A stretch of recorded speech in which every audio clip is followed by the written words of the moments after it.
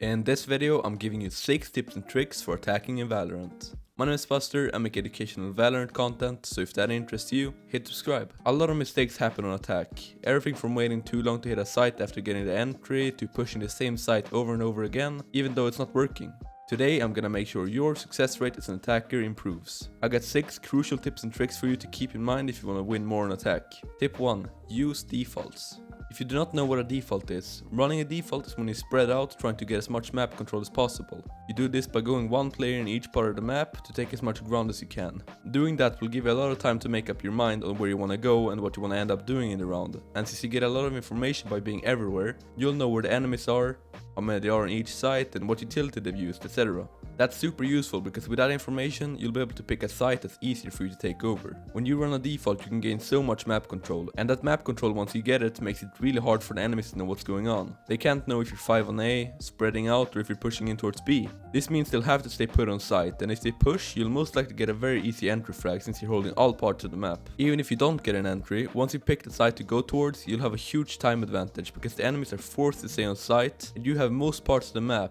This allows you to push in really quickly without the enemies having time to rotate, usually ending up in you being able to plant the spike and hopefully secure the round. This is usually what higher ranked / pro teams do when they don't have a clear strategy in mind, as it's much less risky than rushing into a site, and it works in all ranks. A default can be tricky to run if you don't have good communication, but if you have a solid team that's talking, then try running one, as it's known to be one of the best ways to play as an attacker. My next tip is take advantage of entry frags and don't be too passive. If you don't know what an entry frag is, it's simply the first kill of the round. Entry frags open up sites and makes it way easier for you to get in and get the spike planted. And that's why you want to make sure you take advantage of it and try your best to capitalize off of it by pushing into the site when the defense is weakened. Getting the spike down and making it into a post-plant situation puts your team at an advantage. And on top of that, you got the entry frag, so the chance of you losing the round is almost none. If you don't make any major mistakes, that is. A lot of players will get an entry frag and then just keep being passive, which is not what you want to do. When the defense is weakened and the enemy's got one less player on a site, that makes a huge difference, as one solo player holding a site alone is really hard, since there are usually multiple entryways to a site. They simply can't hold every entryway at the same time, which usually ends up in you getting the site easily. So remember, when you get an entry frag and there's only one guy left on the site, don't be afraid to push in.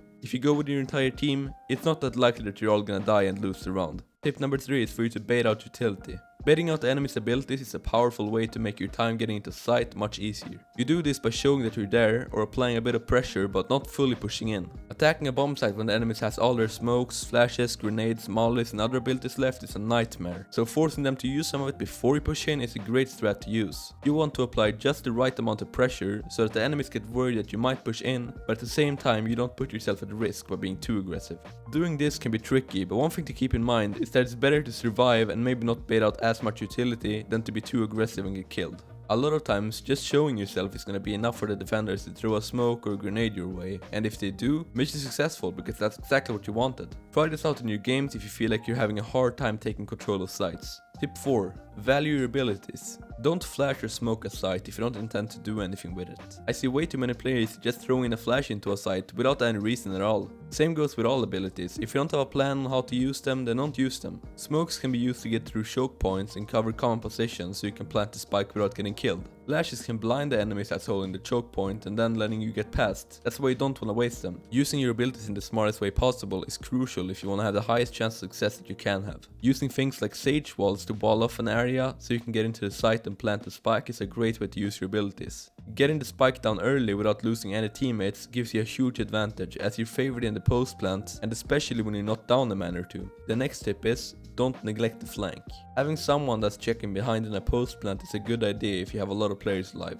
If an enemy comes behind you, they can easily get a multi-kill without you being able to do much, so just having one person that holds the backlines is smart. The thing a lot of players do wrong here though is that they're too focused on holding behind before their team even get into the site. Your first priority should be to actually get control of the site and plant the spike, not hold behind. Once your team has the site, then you can start holding behind, but first you need to go in with your team and help them. You not holding the flank in the first 30 seconds of pushing into a site is usually not a problem, as the enemies don't have time to go behind you that quick. Staying behind when your teammates are pushing into the site is basically like baiting your entire team, and you don't want to do that. You can however still hold a flank if you're doing sort of a slower push or doing a fake. About faking, that's my next tip. Faking is when you're making it seem like you're pushing into one side but you're actually going to the other one. Why this is a good strategy to do every now and then is because if you're good at faking, you can easily make the enemies nervous and making them have to rotate quickly. When they rotate, it's the time for you to push into the other side. You can fake in a couple different ways. A lot of times you go 3 people into one side and maybe smoke off a couple of angles, throw some flashes and other abilities, and maybe even an ult if you're really invested, although in most cases wasting an ult for the fake isn't worth it in my opinion.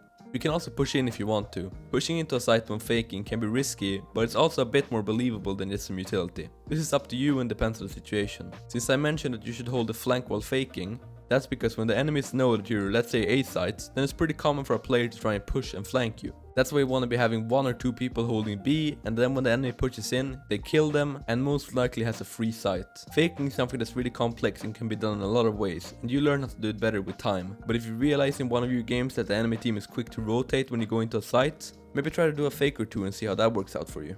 Click the place on screen right now if you want to watch my other tips and tricks videos to get better at the game. If you want to see me live, I stream on Twitch and it's linked in the description down below. That's it for me today, I'm out.